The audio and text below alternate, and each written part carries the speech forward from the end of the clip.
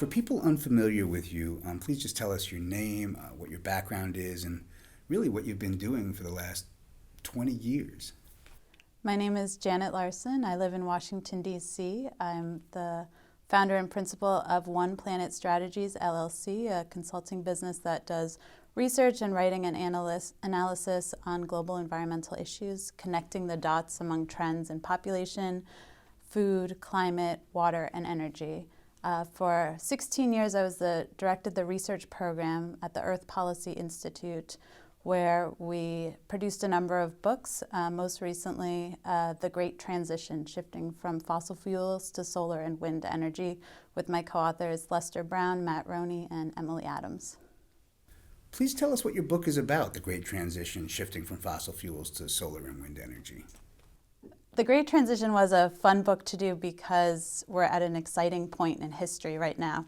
We're compressing about 50 or 100 years of change in about a decade, and things are moving very quickly. The old fossil fuels, coal in particular, is on the way out as we're seeing solar and wind energy costs fall and adoption spread widely around the world.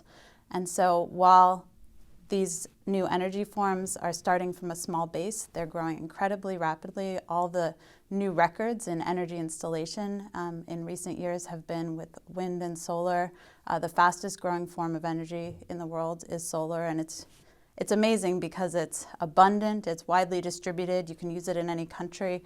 It works well for large corporations like Apple and Google to run their facilities, but it also works in small villages in India and Bangladesh, allowing people to produce energy right near where they live or where they work and get it at increasingly low costs.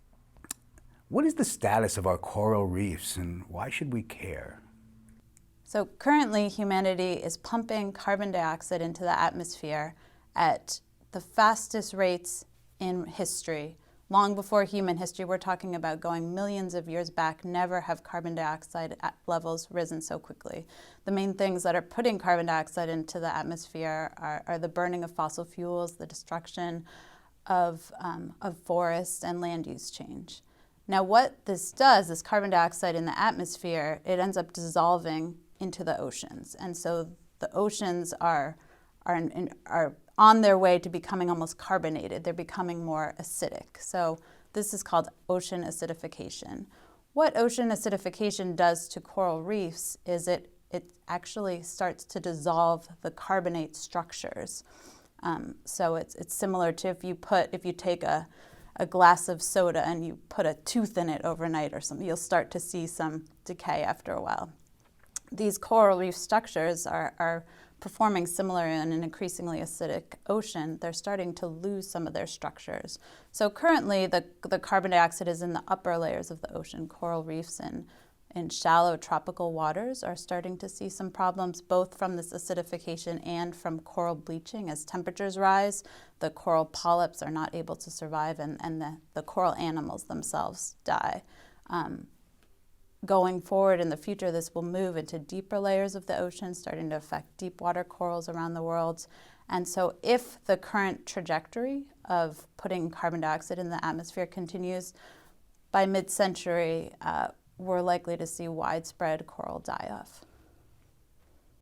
What's the status of our fish? Are we going to deplete the ocean of fish at some point?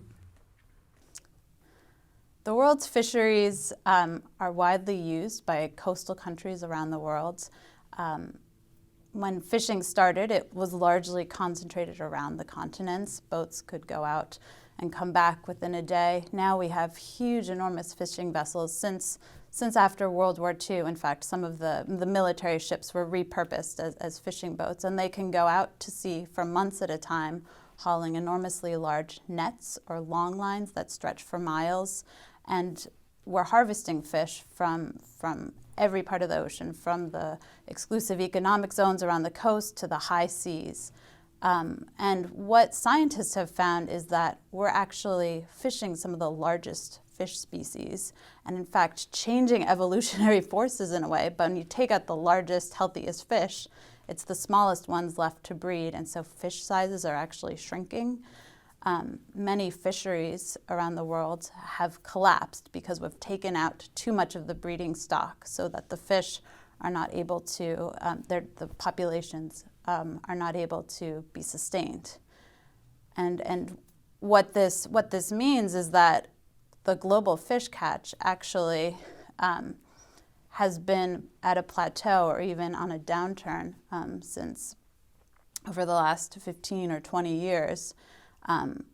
It's very unlikely we will get more fish out of the ocean. But people want to eat more fish.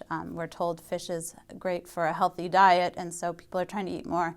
And so we're now getting more and more fish out of fish farms than from the wild catch in the ocean. And we're very close to the point where we're getting about the same amount of fish from farms as the ocean, but pretty soon those lines will be crossed and the gap will widen. We'll have to get more of our fish from the farms because of depleted ocean stocks, unless major changes are made to how we're fishing. What's the status of our forests? Are we going to deplete the forests and trees? And does it matter how many trees we knock down? When you look at the state of the forests around the world, in some parts of the world we're seeing forest regrowth from past history. North America, Europe, they're adding to their total forest cover. But in other parts of the world, forests are being lost, and forest loss is outpacing forest gain. So overall, the world is losing its forests. And it's challenging because we're currently losing some of our most biologically diverse forests. Many people look at the Amazon rainforest, for instance, or the forests in Southeast Asia, where land use is changing. Forests are being burned or cut down to create new palm oil plantations in Southeast Asia or in the Amazon and forests north of that, Brazil, Argentina, Paraguay. Forests are being lost to soybean plantations. And so overall, as forests, the edges get chipped away, the overall ecosystems become weakened. Its species have trouble surviving. As forests get patchier, they're also more likely to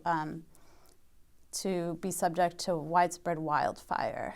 And so in the past 10, 15, 20 years, we've seen more large forest fires in the Amazon rainforest, very moist forests that typically wouldn't burn, but as they start to get chipped away or become patchier, they're drier, and so they're susceptible to burning.